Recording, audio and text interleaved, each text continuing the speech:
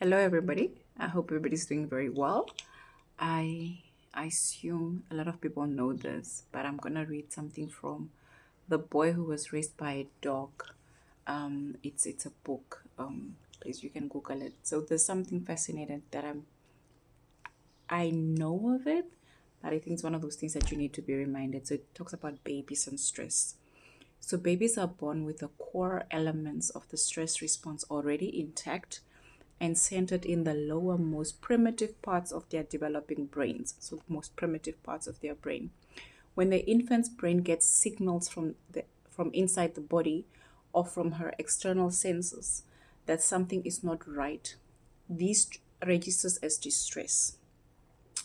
This distress can be hunger if she needs calories, thirst if she is dehydrated or he, or anxiety if he or she perceives external threat. When this distress is relieved, the infant feels pleasure.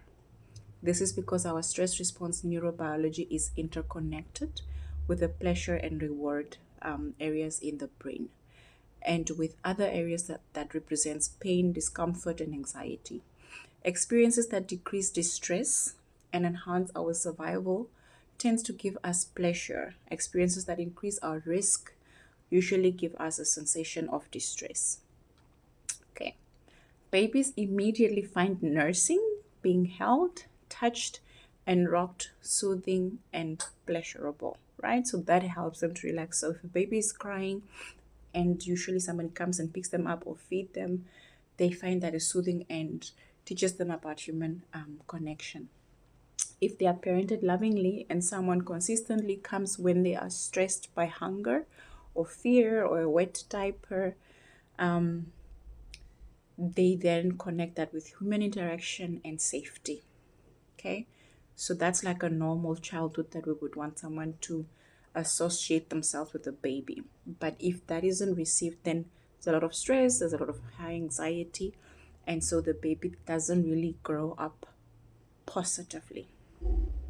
So the brain's relation, because both the brain's relational and pleasurable mediating neural system are linked with our stress responses system, interactions with loved ones are our major stress modulating mechanisms. Okay, so we need to really, human touch is key. Human connection is very important.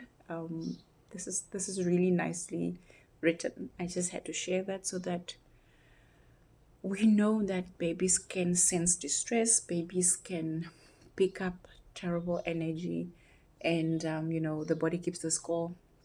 There's an experiment that you can also watch, which is the still face experiment. So it's a still face. If you look at it, you will see how babies interact with tension and anxiety as well. So as caregivers, we must be present, always, always present, because it teaches relaxation and it's like the blueprint to babies and how they should interact with the world and forms trust, distrust, um, fear and anxiety or safety with just interacting with anybody else. Okay, just needed to share this because I'm reading this and parenting is important.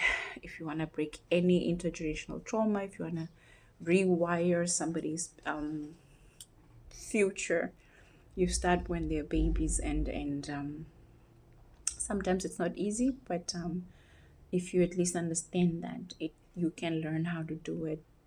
If you have parenting classes, go for it. If you have family members that can help you, please use that because you are forming someone's future. Okay, hope that helps. Have a good one and take care of yourselves.